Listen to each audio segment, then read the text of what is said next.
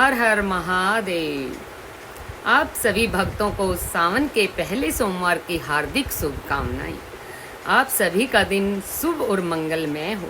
भगवान भोलेनाथ की कृपा हम सभी भक्तों पर सदा सर्वदा बनी रहे। जैसा कि हम सभी जानते हैं कि आज सावन माह का पहला सोमवार है। हिंदू धर्म में सावन का महीना बहुत ही पवित्र माना जाता है। इसे धर्म कर्म का माह भी कहा जाता है। सावन महीने का धार्मिक महत्व बहुत ज़्यादा है। 12 महीनों में से सावन का महीना विशेष पहचान रखता है। इस दौरान व्रत, दान, पूजा पाठ करना अति उत्तम माना जाता है। इस बार का सावन पहले आप में अनूठा है। हमारे पुराणों और धर्म ग्रंथों को उठाकर देखें तो भोलेनाथ की पूजा के लिए सावन के महीने की महिमा का अत्यधिक महत्व है। इस महीने में ही देवी पार्वती ने भगवान शिव की घोर तपस्या की थी। शिवजी ने उन्हें दर्शन भी इसी माह में दिए थे।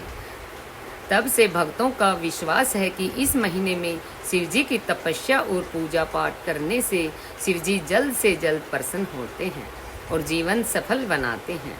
अब आइए सुनते हैं सोमवार व्रत कथा। सावन सोमवार की पौराणिक कथा, जिसे सुनने मात्र से ही भोलेनाथ की कृपा प्राप्त होती है। अमरपुर नगर में एक धनी व्यापारी रहता था और दूर दूर तक उसका व्यापार फैला हुआ था।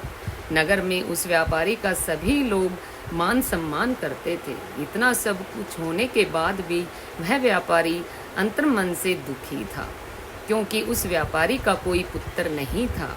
दिन रात उसे एक ही चिंता सताती थी कि उसकी मृत्यु के बाद उसके इतने बड़े व्यापार और धन संपत्ति को कौन संभालेगा। पुत्र पाने की इच्छा से वह व्यापारी प्रत्येक सोमवार भगवान शिव की व्रत पूजा किया करता था।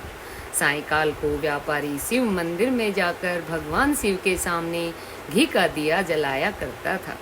उस व्यापारी की भक्ति देखकर एक दिन देवी पार्वती ने भगवान शिव से कहा, हे प्राणनाथ, यह व्यापारी आपका सच्चा भक्त है। कितने दिनों से यह सोमवार का व्रत और पूजा नियमित रूप से कर रहा है। हे प्रभु, आप इस व्यापारी की मनोकामना को अवश्य पूर्ण करें। भगवान शिव ने मुस्कुराते हुए कहा, हे पार्वती, इस संसार में सबको उसके कर्म के अनुसार फल की प्राप्ति होती है। प्राणी जैसा कर्म करते हैं वैसा ही फल प्राप्त होता है। इसके बावजूद भी पार्वती जी नहीं मानी। उन्होंने भगवान भोलेनाथ से आग्रह करते हुए कहा, नहीं प्राणनाथ, आपको इस व्यापारी की इच्छा पूरी करनी ही पड़ेगी, क्योंकि यह आपका अन्यन भगत है। प्रत्येक सोमवार आपका विधि व्रत करता है और पूजा अर्चना के बाद आपको भोग लगाकर एक समय भोजन ग्रहण करता है। आपको इसे पुत्र की प्राप्ति का वरदान देना ही होगा। देवी पार्वती का इतना आग्रह देखकर भगवान शिव ने कहा, हे देवी, तुम्हारे आग्रह में मैं व्यापारी को पुत्र प्राप्ति का वरदान देता हूँ, लेकिन इसका पुत्र 16 वर्ष से अधिक जीवित नहीं रहेगा। उसी रात भगवान शिव ने सपने में एक व्यापारी को दर्शन देकर उसे पुत्र प्राप्ति का वरदान दिया और उसके पुत्र के 16 वर्ष तक जीवित रहने की बात भी बताई। भगवान ने वरदान से व्यापारी बहुत ही खुश हुआ, लेकिन पुत्र की अल्प आयु को चिंता ने उसे खुशी को नष्ट कर दिया। व्यापारी पहले की तरह सोमवार का विधि व्रत करता रहा। कुछ महीने के पश्चात उसके घर अति सुंदर पुत्र उत्पन्न हुआ। पुत्र जन्म से ही व्यापारी के घर में खुशियां भर गई। बहुत धूमधाम से पुत्र का जन्म का समारोह मनाया गया। व्यापारी को पुत्र की जन्म की अधिक खुशी नहीं हुई, क्योंकि उसे पुत्र की अल्प आयु के रहस्य का पता था। उस व्यापारी के अलावा यह रहस्य घर में किसी को भी नहीं मालूम था। विद्वान ब्राह्मणों ने उस पुत्र का नाम अमर रखा। जब अमर 12 वर्ष का हुआ तो शिक्षा प्राप्ति के लिए उसे वाराणसी भेजने का निश्चय हुआ। व्यापारी ने अमर के मामा दीपचंद को बुलाया और कहा कि अमर को शिक्षा प्राप्त करने के लिए वाराणसी छोड़ आओ। अमर अपने मामा के साथ शिक्षा प्राप्त करने के लिए चल दिया। रास्ते में जहाँ भी अमर और दीपचंद रात्रि विश्राम के लिए ठहरते, वहीं यज्ञ करते और ब्राह्मणों को भोजन कराते। लंबी यात्रा के बाद अमर और दीपचंद एक नगर में पहुँचे। उस नगर के राजा की कन्या के विवाह की खुशी में पूरे नगर को सजाया गया था। निश्चित समय पर बारात आ गई, लेकिन वर का पिता अपने बेटे के एक आंख से काना होने के कारण बहुत चिंतित था। उसे इस बात का भय था कि राजा को इस बारे में पता चल गया तो कहीं वह विवाह से इनकार न कर दे और इससे उसकी बदनामी होगी। वर के पिता ने अमर को देखा तो उसके मस्तिष्क में एक विचार आया। उसने सोचा क्यों न इस लड़के को दुल्हा बनाकर राजकुमारी से विवाह करा दूं। विवाह के बाद इसको धन देकर विदा कर दूंगा और राजकुमारी को अपने नगर में ले जाऊंगा। वर के पिता ने इसी संबंध में अमर और दीपचंद से बात की। दीपचंद ने धन मिलने के लालच में वर के पिता की बात स्वीकार कर ली। अमर को दूल्हे के वस्त्र पहनाकर राजकुमारी चंद्रिका से विवाह करा दिया गया। राजा ने बहुत सा धन देकर राजकुमारी को विदा किया। अमर जब लौट रहा था तो सच नहीं छिपा सका। उसने फेरों पर ही राजकुमारी की ओढ़नी पर लिख दिया कि राजकुमारी चंद्रिका, तुम्हारा विवाह तो मेरे साथ हुआ है, लेकिन मैं तो वाराणसी शिक्षा प्राप्त करने के लिए जा रहा हूँ। अब तुम्हें जिस नवयुवक की पत्नी बनना पड़ेगा वह एक आंख से काना है। जब राजकुमारी ने अपनी ओढ़नी पर लिखा हुआ देखा तो उसे पढ़ा तो उसने काने लड़के के साथ जाने से इनकार कर दिया। जब राजा को जानकारी मिली कि काने राजकुमार के साथ उसकी पुत्री का विवाह नहीं हुआ है तो राजकुमारी को महल में रख लिया। उधर अमर अपने मामा दीपचंद के साथ वाराणसी पहुंच गया। अमर ने गुरुकुल में पढ़ना शुरू कर दिया। अब अमर की आयु 16 वर्ष पूरी हुई तो उसने एक यज्ञ किया। यज्ञ की समाप्ति पर ब्राह्मणों को भोजन कराया और खूब अन्न वस्त्र दान किए। रात को अमर अपने शयन कक्ष में सो गया। शिवजी के वरदान के अनुसार शयनावस्था में ही अमर के प्राण पखेरु उड़ गए। सूर्योदय पर मामा अमर को मृत देखकर रोने पीटने लगे। आसपास के लोग भी इकट्ठे होकर दुख प्रकट करने लगे। मामा के रोने विलाप करने के स्वर समीप से गुजरते हुए भगवान शिव और पार्वती माता ने भी सुन लिए। पार्वती जी ने भगवान से कहा, हे प्राणनाथ, मुझसे इसके रोने के स्वर सहन नहीं हो रहे हैं। आप इस व्यक्ति के कष्ट अवश्य दूर करें। भगवान शिव ने पार्वती जी के साथ अदृश्य रूप में समीप जाकर अमर को देखा तो पार्वती जी से बोले, हे देवी, यह तो उसी व्यापारी का पुत्र है जिसे मैंने 12 वर्ष की आयु का वरदान दिया था। इसकी आयु तो पूरी हो गई है। पार्वती जी ने फिर भगवान शिव से निवेदन किया कि हे प्राणनाथ, आप इस लड़के को जीवित करें, नहीं तो इसके माता पिता पुत्र की मृत्यु के कारण रो रो कर अपने प्राणों को त्याग कर देंगे। इस लड़के का पिता तो आपका परम भक्त है। वर्षों से सोमवार का व्रत करते हुए आपको भोग लगा रहा है। देवी पार्वती के आग्रह करने पर भगवान शिव ने उस लड़के को जीवित होने का वरदान दिया। भगवान शिव के आशीर्वाद से कुछ ही पल में वह जीवित होकर उठ बैठा। शिक्षा समाप्त करके अमर अपने मामा के साथ अपने नगर की ओर चल दिया। दोनों चलते हुए उसी नगर में पहुँचे जहाँ अमर का विवाह हुआ था। उस नगर में भी अमर ने यज्ञ का आयोजन किया। समीप से गुजरते हुए नगर के राजा ने यज्ञ का आयोजन देखा तो राजा ने अमर को तुरंत ही पहचान लिया।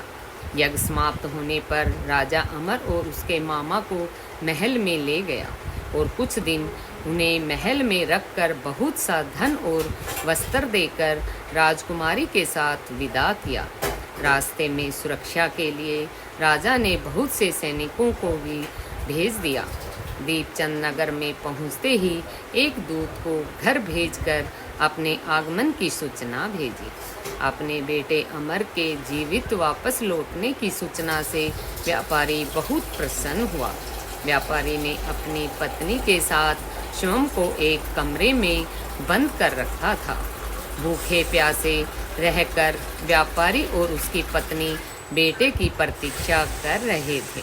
उन्होंने प्रतीक्षा कर रखी थी कि यदि उन्हें बेटे की मृत्यु का समाचार मिला तो दोनों अपने प्राण त्याग देंगे। व्यापारी अपनी और मित्रों के साथ नगर के द्वार पर पहुंचा। अपने बेटे के विवाह का समाचार सुनकर और पुत्र वधू राजकुमारी चंद्रिका को देखकर उसकी खुशी का ठिकाना न रहा। उसी रात भगवान शिव ने व्यापारी के स्वप्न में आकर कहा कि हे श्रेष्ठी, मैंने तेरे सोमवार के व्रत करने और व्रत तथा सुनने से प्रसन्न होकर तेरे पुत्र को लंबी आयु प्रदान की है। भगवान शिव की बातें सुनकर व्यापारी स्वप्न में ही बहुत प्रसन्न हुआ। सोमवार का व्रत करने से व्यापारी के घर बहुत खुशियां लौट आई। शास्त्रों में लिखा है कि जो स्त्री पुरुष सोमवार का विधिवत व्रत करते हैं, व्रत कथा सुनते हैं, उनकी सभी इच्छाएं पूरी होती हैं। एक बार प्रेम से बोलिए हर हर महादेव। जय माता पार्वती की, बोल भोलेनाथ की जय। भोलेनाथ की दुर्लभ कथा, यह कथा शिव पुराण में भी वर्णित है। शिव पुराण में कहा गया है कि जो भक्त सावन में इस कथा को शांत मन से भक्ति भाव से सुनता है तो उनके जन्मों का दुख दरिद्र समाप्त हो जाता है, दरिद्र धनवान हो जाते हैं, रोगी रोग मुक्त हो जाते हैं और भाग्य द्वारा द्वार खुलता है। तो आइए स्मरण करते हैं शिवजी और पार्वती माता की कल्याणकारी कथा। बोल भोलेनाथ की जय, बोल माता पार्वती की जय। यदि आपने यह कथा पूरे अंत तक सुन लिया तो यकीनन आपको अपनी परेशानियों से छुटकारा मिल जाएगा और शिव जी की कृपा से सभी बिगड़े काम बन जाएंगे। इसलिए कथा को पूरे मन से पूरा अवश्य सुने, क्योंकि कथा को पूरा सुनने से ही लाभ मिलता है और कथा का आधा अधूरा सुनने से भगवान भोलेनाथ का अपमान होता है। बोल भोलेनाथ की जय। शिव पुराण के अनुसार एक गांव में एक गरीब ब्राह्मण अपनी पत्नी व अपने पुत्र के साथ रहा करता था। उसके पुत्र का नाम सोमदत्त था। वह गरीब बूढ़ा ब्राह्मण नित्य प्रति शिवजी को जल चढ़ाया करता था और उसकी पत्नी ब्राह्मणी को यह सब बिल्कुल भी पसंद नहीं था। प्रिय भक्तों को दरअसल ब्राह्मणी पहले बहुत पूजा पाठ करती थी, व्रत उपवास सब कुछ करती थी। इतना सब करने के बाद भी उसकी गरीबी दूर नहीं हो रही थी। जब ब्राह्मण जवान था तो कहीं से कथा सुनाकर पूजा पाठ करके दक्षिणा लाता था और उसी से उसका गुजारा होता था। फिर भी ब्राह्मणी उस आस में पूजा पाठ करती थी कि कभी ना कभी उसकी गरीबी दूर होगी, किंतु उसके पूजा पाठ का कोई फल नहीं मिला। अब तो ब्राह्मण बूढ़ा हो गया था। उसमें इतनी शक्ति नहीं थी कि वह कहीं गांव-गांव में जाकर कथाएं करे। वह बीमार रहने लगा। घर में कमाने वाला कोई भी नहीं था। ब्राह्मण का बेटा सोमदत्त गुरुकुल में पढ़ा करता था। जब ब्राह्मणी के घर में खाने के लाले पड़ गए तो वह गुस्से में पूजा पाठ करना छोड़ देती थी और ब्राह्मण को भी पूजा पाठ करने से मना करने लगती थी और कहती थी कि भोलेनाथ और अन्य देवी देवताओं की पूजा करते करते जवानी से बुढ़ापा आ गया, लेकिन भगवान ने हमारी गरीबी दूर नहीं की, उल्टा अब तो दाने दाने का मोहताज हो गए हैं। अरे मेरी ही मति मारी गई थी कि मैंने दिन रात उपवास व्रत किया, जब तक मैं अपने शरीर को सुखा दिया। अब क्या देगा तुम्हारा शिव, तो तुम शिवलिंग पर जल चढ़ाया करते हो। प्रिय श्रोताओं, ब्राह्मणी की बातों को सुनकर ब्राह्मण कुछ नहीं कहता था, क्योंकि उसे तो अपने आराध्य भोलेनाथ पर पूरा विश्वास था। अब ब्राह्मण का बेटा अपनी शिक्षा पूरी करके गुरुकुल से वापस अपने घर आ गया और अपने माता पिता की सेवा करने लगा। एक दिन की बात है कि सोमदत्त शिव मंदिर में अपने पिता के साथ पूजा पाठ कर रहा था और वहीं पर शिव भक्तों को कथा सुनाने लगा। वह कहता है कि जो भक्त भगवान शिव की कथा को सुनते हैं, उसको मन में इच्छा रखते हैं, भोलेनाथ उनकी मनोकामना अवश्य पूरी करते हैं। प्रिय भक्तों, सोमदत्त की यह सब बातें मंदिर में पूजा करने आए उसी राज्य के राजा ने सुन लिया और उसे यह बात बहुत ही अच्छी लगी। उसने सोमदत्त को अपने यहाँ राजकुमारी को कथा सुनाने के लिए नौकरी पर रख लिया। अब सोमदत्त प्रतिदिन राजा की बेटी को कथा सुनाने जाया करता था। वहाँ से दक्षिणा में जो भी मिलता उसे ही वह अपने परिवार का पालन पोषण करने लगा। इस पर भी ब्राह्मणी खुश नहीं थी। उसने कहा, मुझे अपने बच्चे के भविष्य की चिंता है। हमारा जीवन तो जैसे तैसे कट गया, लेकिन मेरे पुत्र का जीवन अभी बाकी है। हमारे मरने के बाद उसका क्या होगा? हमारी भक्ति पूजा पाठ का फल लगता है कभी नहीं मिलेगा। क्या भोलेनाथ को मेरा दुख भी दिखाई नहीं देता? मेरा पुत्र राजा के घर जो कुछ भी लेकर आता है, माना कि उससे हमारे पूरे परिवार का पेट भर जाता है, किंतु और भी आवश्यकताएं हैं, कैसे पूरी होंगी? ईश्वर ने अपनी आंखें क्यों बंद कर रखी है? क्या मेरे पुत्र को हमारी तरह ही गरीबी में रहना होगा?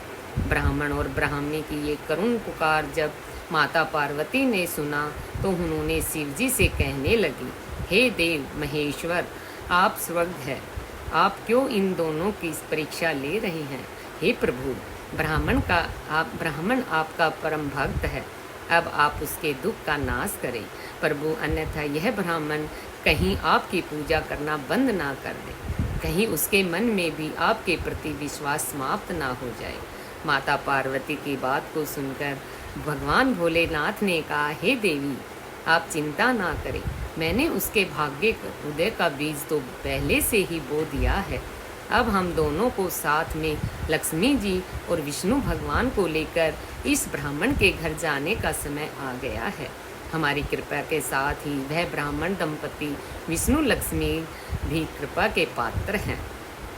उन दोनों की पति पत्नी ने हम दोनों की पूजा एक साथ की है। हे देवी, पृथ्वी लोक पर जाकर हमें शिव लीला करनी है।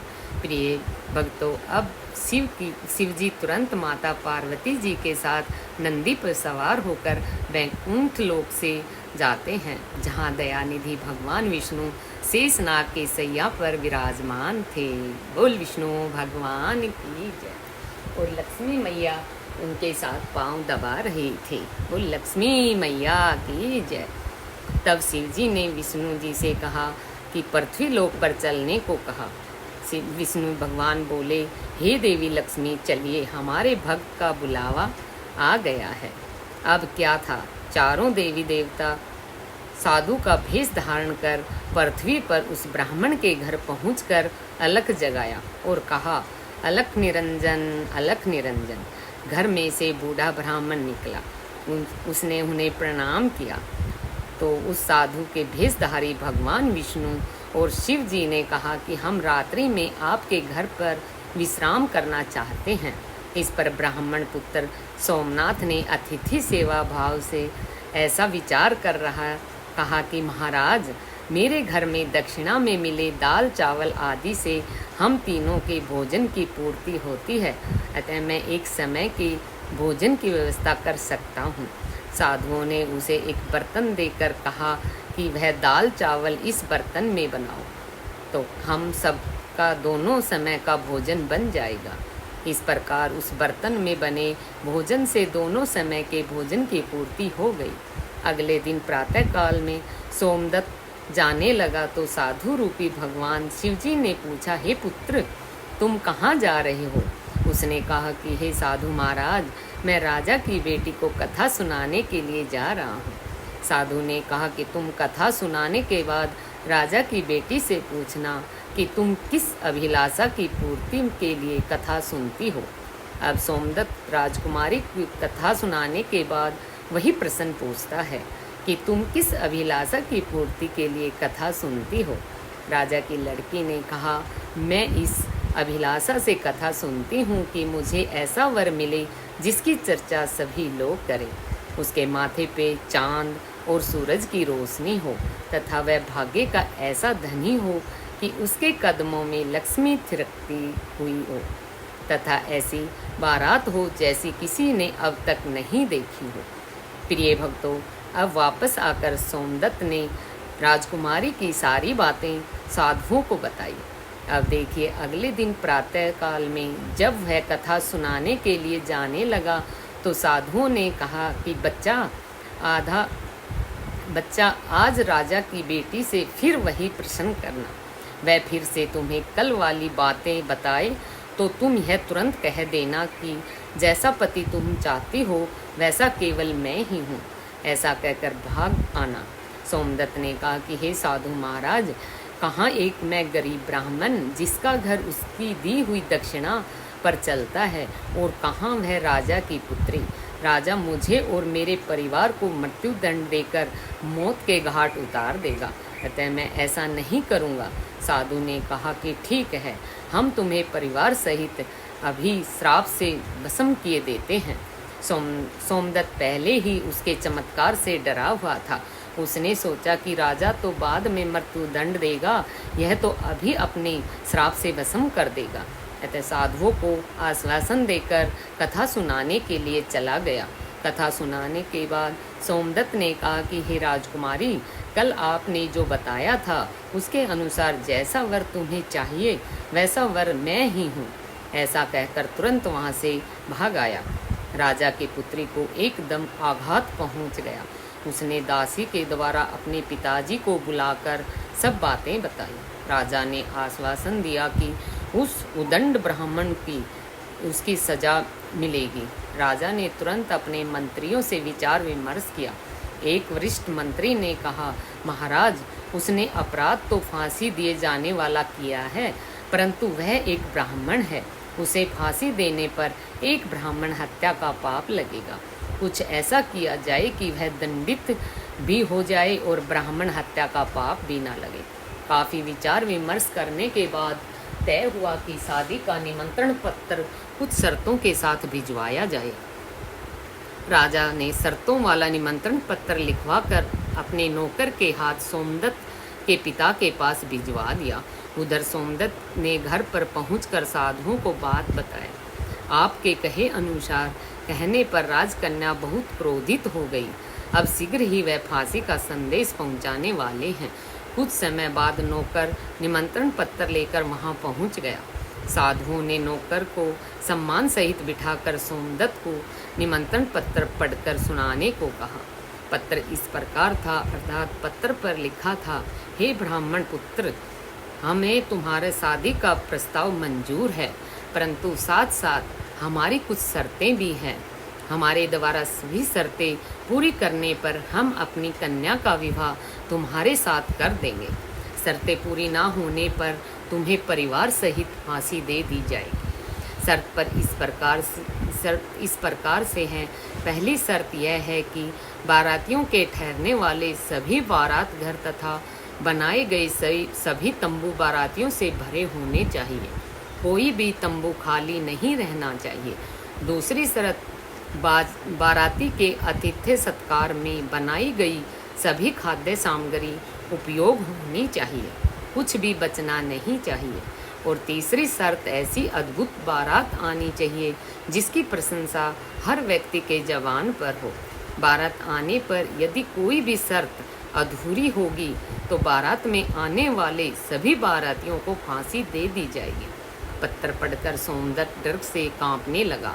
साधुओं ने कहा कि तुम डरो नहीं, नौकर को भोजन खिलाकर पत्र का उत्तर देकर विदा करो और पत्र में लिखो कि आप विवाह की तैयारी करें, हम बारात लेकर आ रहे हैं। नौकर को भोजन में दाल भात परोसा गया, लेकिन भगवान शिव की कृपा से नौकर की थाली में 36 प्रकार के भोजन बन गए। विदाई में साधुओं ने, जो कि साधु के वेश में भोलेनाथ और विष्णु जी थे, उस नौकर की मुट्ठी पर धुनी की राख पत्र देकर विदा किया। बाहर आकर नौकर ने देखा कि वह राख नहीं हीरे मोती हैं। वह बहुत खुश हुआ। राजा ने सकारात्मक उत्तर प्राप्त होने पर विचार किया कि वह गरीब ब्राह्मण किसके भरोसे ऐसा कह रहा है। क्या कोई दुश्मन राजा उसका साथ दे रहा है? यही सोचकर राजा ने शहर में तमाम बारात घर सजवा दिए और अनेक तंबू लगवाए। राजा का विश्वास था कि अधिक आदमी न आने के कारण वह शर्त हार जाएगा। सोमदत्त अपनी बारात में चलने के लिए जिसे भी कहता वही उसे यह कहकर मना कर देता कि नहीं, तुम्हारा तो अंतिम समय आ गया है, हम बारात में तुम्हारे साथ मरने के लिए क्यों जाएं? ऐसी बात सुनकर वह बहुत ही परेशान था। शादी वाले दिन सोमदत्त को परेशान देखकर साधुओं ने कहा कि पुत्र, आज तुम्हारा विवाह है और तुम परेशान हो रहे हो, तैयार होकर हमारे साथ चलो। तुम किसी भी बात की चिंता मत करो, हम तुम्हारे साथ हैं। सोमदत्त ने भाग्य में जो लिखा है वही होगा, यही सोचकर तैयार होकर साधुओं के साथ चल दिया। भगवान शिवजी ने इस बारात में चलने के लिए सभी देवताओं को, मनुष्यों को आमंत्रित कर दिया तथा भूत प्रेत व अनेक गणों को भी शादी में बुला लिया, जिसके कारण सभी बारात घर व लगाए गए सभी तंबू भर गए। इसके बाद भी कुछ बाराती बिना तंबू के रह गई। राजा के पास सूचना भिजवाई गई कि बारातियों के ठहरने का और प्रबंध कराया जाए। सूचना मिलने पर राजा ने विचार किया कि कहाँ से इतने बाराती आ गए, चलकर देखना चाहिए। फिर क्या था, राजा तुरंत वहाँ पहुँचा। राजा को आया देखकर शिवजी ने शुक्र और शनि जी के बच्चे के रूप में बनाकर भूख के कारण रुला दिया। राजा ने 2 बच्चों को रोते हुए देखकर पूछा कि यह बच्चे क्यों रो रहे हैं। साधु बने शिवजी ने कहा कि इन्हें भूख लगी है राजन। राजा ने उन बच्चों को खाना खिलाने के लिए भेज दिया। कुछ समय के बाद राजा के कर्मचारी ने आकर बताया कि महाराज, वे दोनों बच्चे सारा का सारा भोजन खा गए हैं और फिर भी भूख भूख चिल्ला रहे हैं। ऐसा सुनकर राजा बहुत परेशान हुआ। उसने अपना घमंड त्याग कर साधुओं के सामने नतमस्तक होकर कहा, महाराज, अब मेरी लाज आपके हाथ में है। साधुओं ने कहा कि कोई बात नहीं है, सब कुछ ठीक हो जाएगा, तुम घर जाकर बारात की अगवानी की तैयारी करो। राजा ने शहर को बहुत ही सुंदर ढंग से सजाया। जगह जगह झालरों से पूरा शहर एक दुल्हन की तरह सजाया गया। सोमदत्त भी विवाह के पोशाक में एक राजकुमार की तरह बहुत ही सुंदर दिखाई दे रहा था। शाम के समय उसे एक सुंदर रथ में बिठाया गया। रथ के आगे अनेक प्रकार के बैंड बाजे, नगाड़े और झूम रहे थे, नाच रहे थे। दूल्हे के मस्तक पर सेहरे को चांद और सूरज से सजाया गया। बाराती हाथ में मुद्राएं लेकर एक दूसरे को नौछावर करके इधर उधर उड़ा रहे थे। बारात के इस विहंगम दृश्य को देखकर लोग आपस में कहने लगे कि इस ब्राह्मण के भाग्य को तो देखो, इसके मस्तक के चेहरे में चांद और सूरज, चारों तरफ से इस प्रकार धन लक्ष्मी उड़ाया जा रहा है मानो किसी बड़े राजा की बारात निकल रही है। ऐसी बारात हमने पहले कभी नहीं देखी और ना ही आगे देखने की उम्मीद है। यह भाग्य का बड़ा धनी है।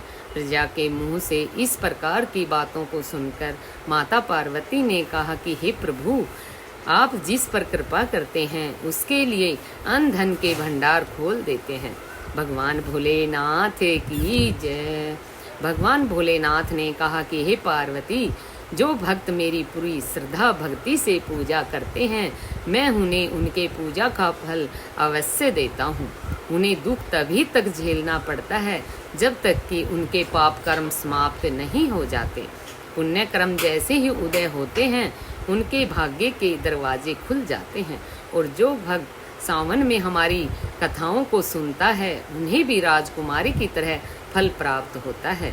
राजकुमारी ने प्रतिदिन भगवान शिव जी की कथाएं सुनी। उसने मन ही मन में कामना की कि उसे वह मिला। यह तो भोलेनाथ, माता पार्वती, विष्णु जी, लक्ष्मी जी की महिमा थी, जिसके कारण ब्राह्मण धनी हो गया। उसका भी घर महल की तरह सुंदर हो गया। उसके घर में नौकर चाकर इत्यादि की कमी नहीं थी। अपार धन दौलत से घर भरा हुआ था। ब्राह्मणी ने भी फिर से भगवान की पूजा अर्चना करनी शुरू कर दी, खूब दान दक्षिणा देना शुरू कर दिया और नित्य प्रतिदिन भगवान के कथाओं को सुना करती थी। एक बार प्रेम से बोलिए शंकर भगवान की जय।